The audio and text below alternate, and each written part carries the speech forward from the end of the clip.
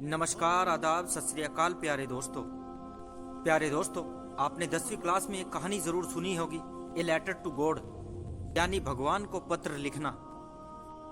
प्यारे दोस्तों, इस कहानी में एक किसान का भगवान के प्रति दृढ़ विश्वास दर्शाया गया है।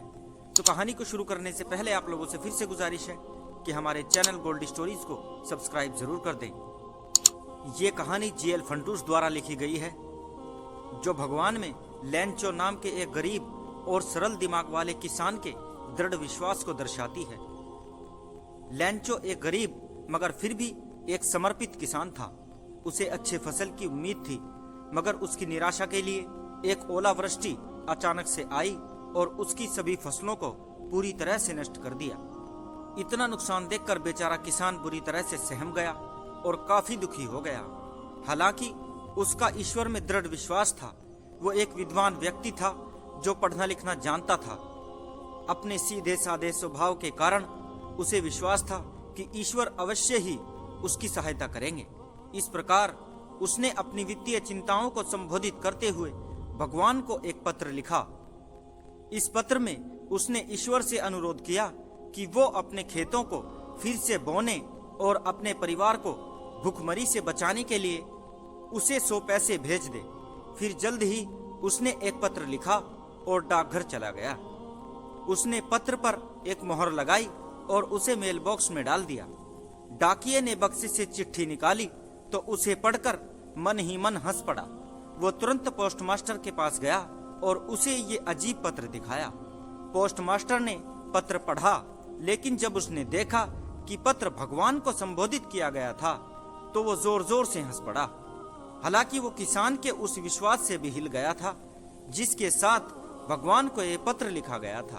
उसने गरीब किसान के भगवान में निर्विवाद विश्वास की सराहना की और उसकी मदद करने का फैसला किया। जल्द ही उसने डाकघर के कर्मचारियों को दान के रूप में कुछ पैसे देने के लिए कहा और खुद भी अपने वेतन का एक हिस्सा दे दिया ताकि लैंचो का भगवान में विश्वास हिल न जाए।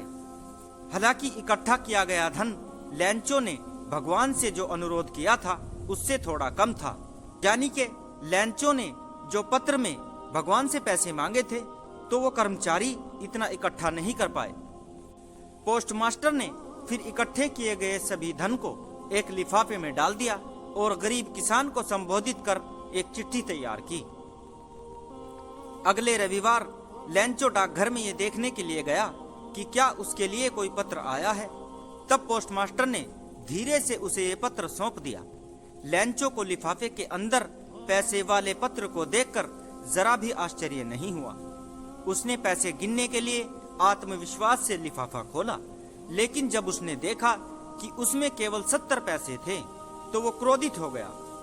उसे यकीन था कि भगवान इतनी गंभीर गलती कभी नहीं कर सकते, यानी जितने पैसे उसने भगवान से मांगे थे तो हो नहीं सकता कि भगवान उतने पैसे ना दे। वो तुरंत खिड़की के पास कागज और स्याही मांगने के लिए गया और भगवान को एक और पत्र लिखा और उसे पत्र पेटी में डाल दिया। जब लैंचो वहां से चला गया तो पोस्टमास्टर ने बक्सा खोला और तुरंत उसका पत्र पढ़ा। इसमें लैंचो ने भगवान से शिकायत की थी कि उसने शुरू में 100 पैसों के लिए अनुरोध किया था, लेकिन वो केवल 70 पैसे पाकर परेशान था। इसके अलावा उसने डाकघर के कर्मचारियों की आलोचना की और महसूस किया कि उन्होंने उसके लिफाफे से बाकी 30 पैसे चुरा लिए होंगे। उसने भगवान से बाकी पैसे भेजने का आग्रह किया क्योंकि उसे इसकी तत्काल आवश्यकता थी।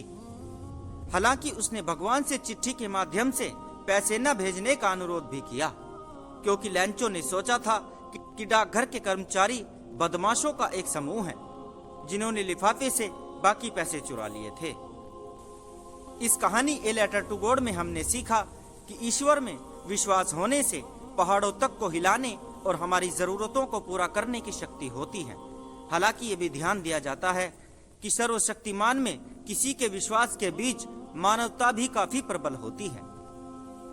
ये कहानी भगवान में लैंचो के गहरे विश्वास को खूबसूरती से दर्शाती है और कैसे डाकघर के कर्मचारियों ने संकट में गरीब आदमी की मदद के लिए अपनी जेब से पैसे देकर गुमनाम रूप से उसकी मदद की, इसे भी दर्शाया गया है।